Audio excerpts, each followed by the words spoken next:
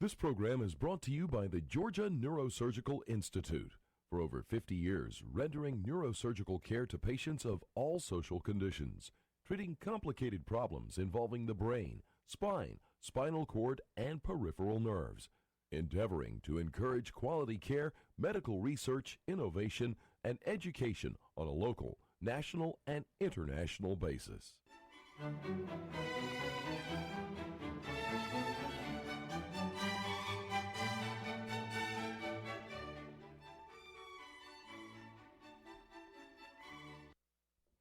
Good evening. My name is Joe Sam Robinson. It's my pleasure to have with us once again Dr. Buck Melton. Greetings. Welcome, Buck, to have you here now.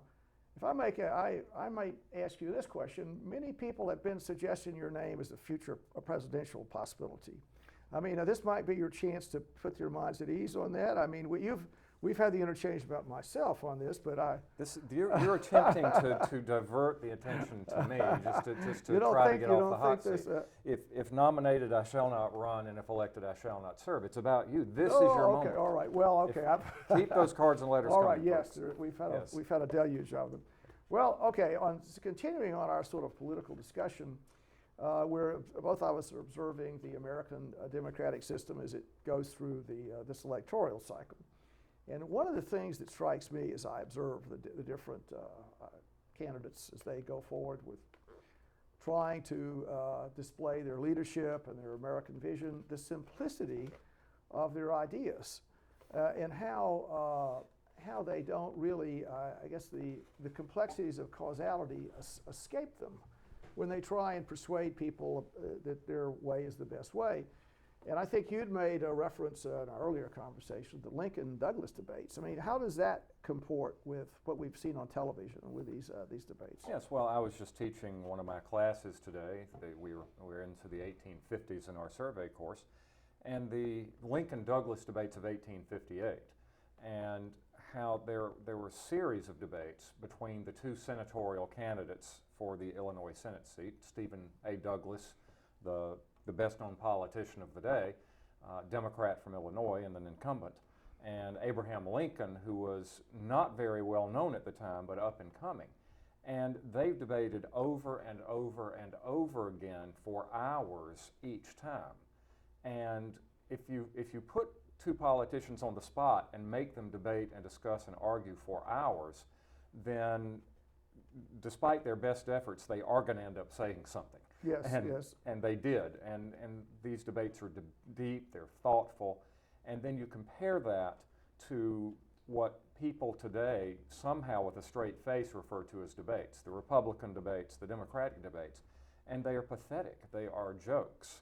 There is collusion, and when we get to the debate between the two candidates next year, there will be collusion between the two parties to make sure that no uncomfortable questions are asked during that debate, and they will be answered in sound bites of 30 seconds to a minute. This is not debating, and it shortchanges the American public, and it also oversimplifies every issue, which I think is your concern. I think so. I mean, just to get this point across, I mean, it appears to me that often as Americans go through their daily lives, the complexity of the world escapes them. It's hard to know everything. Who can know everything? Yes. I mean, no one can. And if there's a question about anything, let's say the minimum wage, what's the right thing on the minimum wage? It really turns out to be pretty important economic discussion. It requires lots of facts and figures and ups and downs, and so great tomes of literature exist on the subject, mathematical theses, and coming up with a true right or wrong on that requires a lot of intellectual depth. Yes. And rather than couching answers or couching opinions, if one said, are you for the minimum wage to a politician? Well, you could say, well, it's very guarded. There's 16 things going on that I won't talk about. Here's my paper on the 16 things. The important 3 are 1, 2, 3. So I suggest we have a variegated policy or some kind of thing that recognizes the complexity of the issue. Instead, we get, well, this gives families a chance, or it causes inflation. I mean, just sort of simplistic. Yes. Or even more than that, the appeal to the oceans. The children. What about the children? We have to do this for the children. Yes.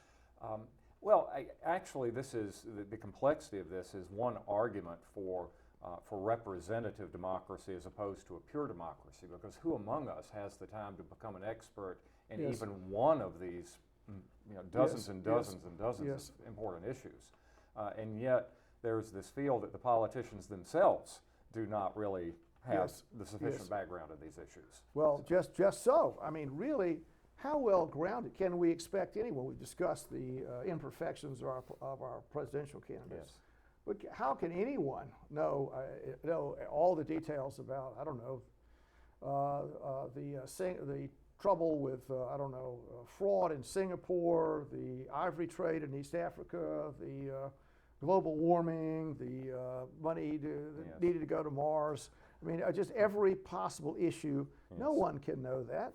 Well, to go from the sublime to the ridiculous, from the Lincoln-Douglas debates to a comment made by President Warren G. Harding in the early 1920s, who is not exactly acknowledged as our best president. But one day when one of his aides brought in some foreign policy material regarding the League of Nations, and Harding took a look at it, his response was, "I don't know anything about this European stuff." Yeah, that was it. Yeah, so what do you do in a situation like that? So. Well, that's right. So I guess the point I'm getting into, or trying to get into, is the public is, as they assess who they want to be the person that runs the country, so to speak, or has this great power, it's they're being tricked in a way, in that if they want a simple answer, they get a simple answer, but the simple answer is generally incorrect because it is too simple. Yes. And that just goes back and forth. Causality is so complicated. Yes. And so any, I guess, learned person that's attempting to understand a particular issue is not going to be, it would be rare that that person has a very dogmatic, simple view. It sometimes happens, but not commonly. And yet that's what it seems to be required in this electoral process. For instance, the immigration, Donald Trump put a wall. Yes. Well, I got that. That's simple. I mean, I can understand that. Yes. Well, I think it's not just simplicity, but it's also a simplicity that appeals to the frustrated voter. So tear the wall down and let everybody in is also a simple answer, but it's probably not one that would fly on Main Street. Yes. So it's not just simplicity. It's got to be a simplicity that appeals viscerally to the voter, to the angry voter. Yes. For instance. Well, maybe what I'm getting into is that maybe people are responding to some emotional connection that the candidate makes with them. Yes. And that seems to be what the candidates are attempting to do in these debates. They're not trying to be particularly erudite or, resonate intellectually with people. Yes. But what they want to try and do is establish this emotional connection. And so, for instance, maybe Jeb Bush says, I want to reassure people I'm very, very knowledgeable and competent. And maybe Ben Carson is saying, well, I want to reassure people I'm very nice. I'm like Marcus Welby. I'm your pleasant doctor. I'm on your team. And that's the sort of track they're pursuing, and they're being led in that direction by their advisors. Yes. So the whole art form out there is so, I guess, staged. About the different kinds of consultants or giving advice, and there are different kinds of groups that are passing opinions. Well, what you've got here is a combination of Jacksonian democracy and modern media. That in 1824, Andrew Jackson, I like to describe in my class as America's first rock star, that he was a popular hero, that people could have tremendous enthusiasm for him as a representative of the best America had to offer. They respected George Washington before Jackson. They respected the knowledge of Benjamin Franklin, but emotionally they were invested in Jackson. And when Jackson ran for president and lost, he lost in the electoral vote. He won the popular vote in 1824. This fired people up. This made them mad. This led to the creation of the Democratic Party, which was a mass little d Democratic Party which had the sole objective in 1828 of electing Jackson for real. And of course it worked. And it did that by appealing to the emotions and by going to the lowest common denominator to get the voter to feel rather than think. And that revolutionized American politics. It changed the whole nature of American politics and the electoral process. And then when you add to that the radio spot, the television spot, the Kennedy-Nixon debates in which the popular vote between Kennedy and Nixon was vanishingly small, and it comes down to the fact that if Nixon had worn a dark suit for the first televised presidential debate and had not had a 5 o'clock shadow, Nixon would have been elected in 1960. And so with a medium like that, it's begging the use of sound bites and of image and of simple messages. So what do you do about now, it? isn't that what the Nazis did? I mean, Goebbels' advice was keep repeating a simple message. Just keep repeating a simple message. Maybe Wilsonian, he kept us out of war or whatever. No new taxes. No new taxes. Read my lips, no new taxes. Yes. Just a simple message. And then the money to get that accomplished. I mean, the people get great amounts of money, special interest groups put money into their tin cups. And we are deluged by really simple, a very, very simple worldview. How complicated is the world? Yet the voters believe that the simplistic messages they're buying into really is going to be the answer to all the world's difficulties. Yes. Well, let's don't hang too much on the voters. I think you have to look at the people who are selling the message as well. And it comes down to the old adage, are you a fool or do you think I'm a fool? That what is our option?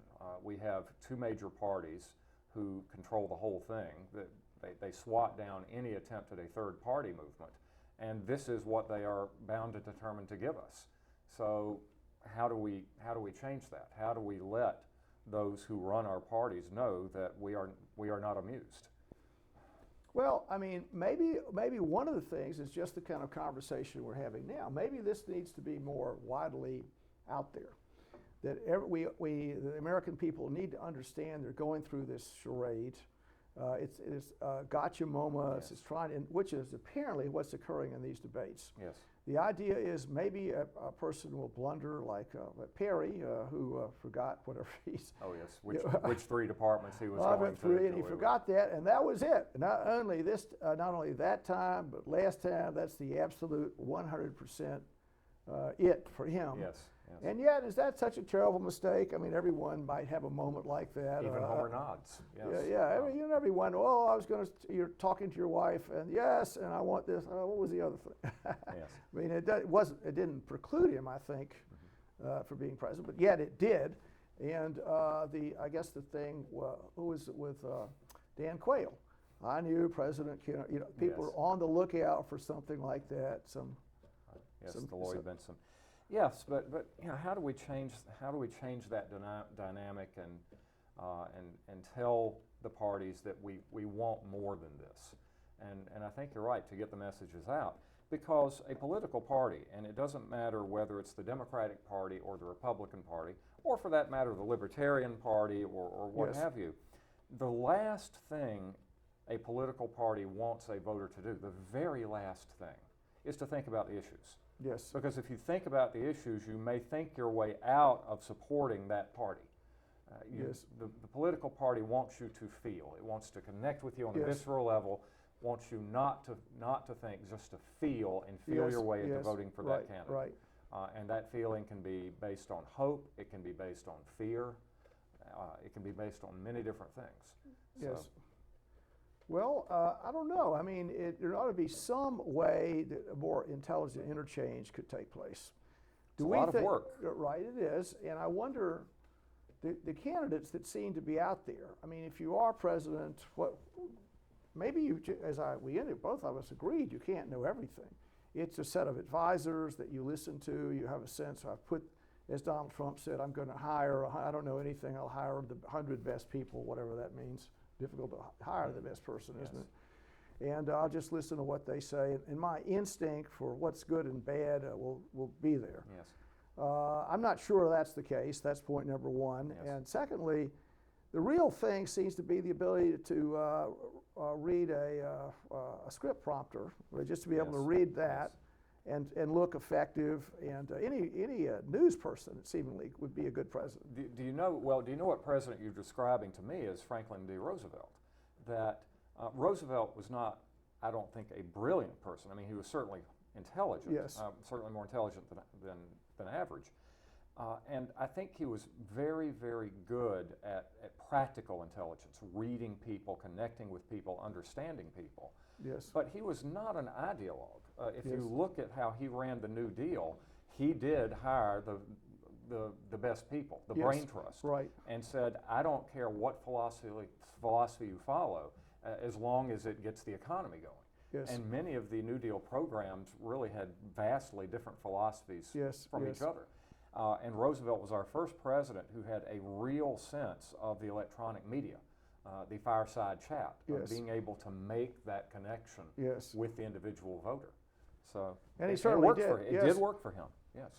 Well, you think about I guess our political process now and how complicated the world is and all the dangers that are out there. Yes.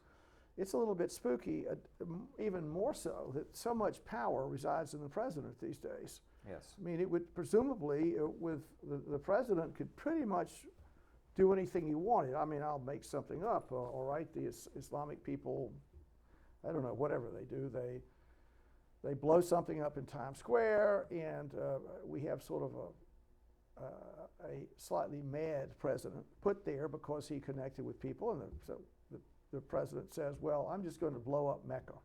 I'll just blow up some holy Yes. site to or some kind of Yes. really just Inaugurating- terrible thing to do. Yes. I mean, inaugurating but pure what is power.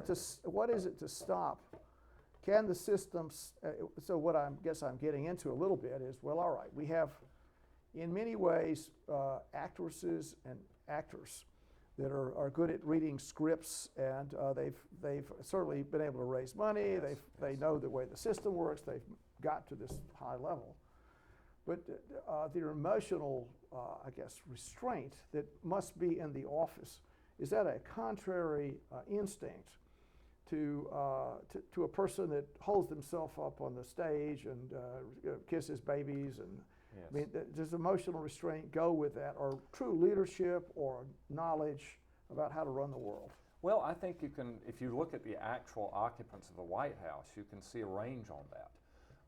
Harry Truman, for instance, I think was the person, a sort of person who wanted decisive action. He formed snap judgments. He acted on them quickly. And then you have Barack Obama, who likes to endlessly discuss and debate and mull over. So I think you can see a wide range of people. What about the actor president, Ronald Reagan? What does he bring from his acting experience into the White House? But keep in mind that as an actor, he's also part of the Screen Actors Guild. He had a managerial side to him. It's hard to tell, how much the concept of acting carries over to the hair trigger or the more detached view of things. Well, I mean, do you think there's any mechanism that the different political parties could really put their viewpoints out in a more, I guess, nuanced way, more intellectual, I guess, information? This is what the minimum wage would or would not do. This is what, I guess, stopping immigration would or would not do. Well, I think the problem with that is that while there are some people in the world who actually have an interest in following political analysis and paying close attention to the issues, there are a lot of people who are, I guess the modern media equivalent of ADD. They're not interested in Yes. it. They don't want to look at it very long. They want to make the decision and get past it. Maybe they don't even want to vote at all unless you can enrage them about something. Yes. And they are not going to sit there and read a 30-page policy paper on the minimum wage or whether or not we should deploy a certain weapon system to the Far East. Yes. Yes. And yet you can get them to vote for you if you make it simple. So with mass democracy, the political parties have an incentive to dumb things down and to make things. And another sort of thing to remember is that because of our electoral system, it's not really a straight popular vote, Correct. but only a few states Really seemingly matter are these going to days. matter, and one of them is not Georgia, Yes. if I could say that. Yes. It's not going to matter. So I mean, I'm assuming that's the case in the Electoral College, you know, unless, you know, maybe I'm wrong. But the pollsters would say there are only a few states that will determine the election. Yes, Florida and Ohio. Right, really and that's it, and anything else is secondary. Yes. So if you nominate someone from that state, that'll be the big deal, and all the campaign money will go in that state, and all the visits will happen. Yes. What do you do? It seems like a pretty unusual state of affairs. Yes. And let me back up a little bit. Something else you mentioned. We have so many rabbits to chase with this. They're just, you know, Right, right. You come up with so many ideas. I wish you would reconsider running. I've got the letter campaign Well, coming. you know, once again, Yes. I don't think it's my This- time. No. Maybe next electoral cycle. We can only I'll hope. reconsider. We can only Yeah, hope. yes, Well, we yes. can still draft you in the next Right, few yes, months. yes. But yes, Walter Lippmann's wonderful book, The Public Philosophy, and he talks about the centralization of power. You were talking about a single president, and how can a single person know everything? How can a single person be given that kind of power? Well, it's because of, once again, something we've talked about before, the much faster rate of mass communication, the much faster rate of transportation, that in the nuclear age, coming out of World War II, when Russian missiles or Russian airplanes could be coming over the border within just a matter of hours, or in the case of missiles, a matter of minutes of being launched, deliberation, there's no time for it anymore. You don't have time to summon Congress and have the president give all of the information we have. The decision must be made quickly, and that means it must be made by a single individual, or at the very least a small, closely knit group of individuals. Certainly not a parliamentary body in which a wide range of opinions are expressed and present, and which frankly there are a lot of Primadonnas. And so just the nature of the modern world is going to focus power in the hands of the few. And as it turns out, the Constitution we had, that's descriptive of the executive branch and not the legislative branch. And so that has helped the president gain vastly more power in the last 70 years. Well, I could skate out on thin ice in responding to what you said here. So in a way, the idea is we have these different political systems out there, different ways of the relationship between the individual and the group. And the assertion is that really, in some ways, a dictatorship would be a more effective short-term solution to terrible societal crises. And we could think about that. Yes. And many times we could say in this country, that's what happens. When there is a crisis or a war, all the power is centralized in the hands of just the chief executive, I mean, Yes. more or less. And you could also go back and you could say many societies that are prone to want to have a war, they're ready for a war, their leadership situation makes, I guess, taking all societies, husbanding those resources, and then establishing a great juggernaut of armed force that works better with, at least initially, with a dictator. And Yes. so when Hitler considered the decadent West, those democracies, part of their going back and forth, I think he sensed the intrinsic power a dictator would have. I mean, maybe not in fact, pretty much for sure, not a permanent set of situation, but just the first throw of fist. The dictator can have everything ready. He can suppress this, he can suppress that, he can maximize society's doing whatever. And also for domestic arrangements. If it's necessary to build dams to bring a country up, I mean, you could make Yes. Stalin. I mean, whatever Stalin did, he killed Yes. millions of people, but he put a lot of the dams. collectivization, well, Hitler also, building up the German economy. So, Yes, yes. Well, and you're also describing, when you started talking in that direction, I started thinking we're back to the Platonic idea of the benevolent dictator. Yes. But with the benevolent dictator, you have to ask, how do you define benevolent? And if you've got a multicultural society with many diverse viewpoints, there are going to be many different views of what equals Yes, benevolent. Right. So how do we deal with that? Or, we can take the phrase to the Enlightenment and the enlightened despot. Yes. Which is the idea that the best possible, sort of Voltaire kind of thing, the best possible political system is you have a very wise dictator. Now, that's antithetical to the American ideal, and you could also say to our whole deal here, the way that we combat evil, and just to expand that a little bit, you could say, well, it might not be an enlightened dictator or enlightened despot, but how about an enlightened despotic government?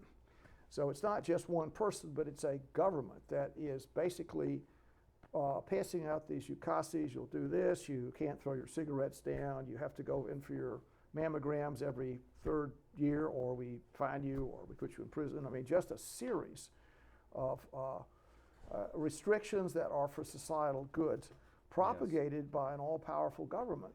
That's the system that people would say you can make things more efficient. Okay. Comments? That's a softball. Well, I'm going to pull a Joe Sam Judo Flip on you here. Are you not describing what we actually have, given the type of participation our voters are limited to engaging in? That we are given a choice of ultimately 2 candidates, Yes. or at most, if Right. you look at the primaries, Yes. maybe Yes. a dozen. We have to make this decision based on this visceral soundbite level. Right. If we try to field anybody who is not one of these people, especially if he's a member of a different party, that person gets smacked down by the combination of current interests. So we really have very little control. We vote on the basis of these small things. Just so. I mean, yes, and so that's sort of what I'm actually Yes. certainly you anticipated my Judo Flip here. But the idea is that we have these elections, and one of the things the election does is it validates the process. So the person is president because the person deserves to be president. Because we the people have made we him went president. through this Yes. process, and no matter who is up there, it silences opposition in a way, because the people have spoken, but they've spoken in sort of a often naive way, Yes. if one could say that. And it seems this is far from a perfected system. I don't necessarily think this idea goes along with the way that our brain is structured, Yes. the way we are as humans. Yes. And then I think if the situation is too extreme, it becomes insufferable. And you could make the case in Western Europe, particularly so. The government is so all-powerful, and it's sort of the nanny state, the idea it's an enlightened despot, maybe it's an enlightened kindergarten teacher. It tells you exactly what to do, what not to do, whatever, and enforces these secular ideals, not with the power of religion, but some kind of others. The religious power of the state, Yes. or the secular religion, once again. Right, it's pushing in there. And so we've all participated. One of just thinking about, we've talked a little bit about the naivete of the system, about the political process, but maybe the big part about it is, as long as not too bad of a person gets in there, the fact that everybody feels like they've participated in it. Everybody has had a conversation back and forth. Who do you want? Who does your mother-in-law want? They talk about it back and forth, and they're engaged with the idea. It gives them a sense of possession or ownership of the country. Yes. Which is although if their opponent, their bad guy Yes. wins, it makes it less so. But nevertheless, you have a feeling, well, I'm an American citizen, I'm participating in this, and if my team wins, so much the better. Yes. If not, there's always next year. Well, as long as you have some sort of basis for agreement, as long as the society is not too diverse. But speaking of the civil religion again, what is the people? What is the people? I would contend that the Enlightenment took the Judeo-Christian God, dethroned him, except perhaps in private sphere, and replaced him with another God, which we call the people. And play with that as a model and see what you get. Well, I would say it's it's not so much the people, but it is the interpreter of the people's will. Yes. the sort of the false prophet that Yes. arises to say, I speak for the people, Yes. and my will is that of God. I think that's perfectly congruent with my theory. Okay, Yes. on that high, lofty intellectual note, it's been great to have you with Thank us. you, Thank you, sir. Lon. Thank you. Thanks, Buck.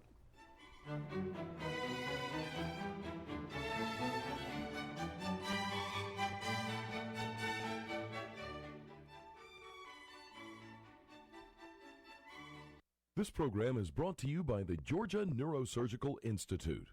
For over 50 years, rendering neurosurgical care to patients of all social conditions, treating complicated problems involving the brain, spine, spinal cord, and peripheral nerves, endeavoring to encourage quality care, medical research, innovation, and education on a local, national, and international basis.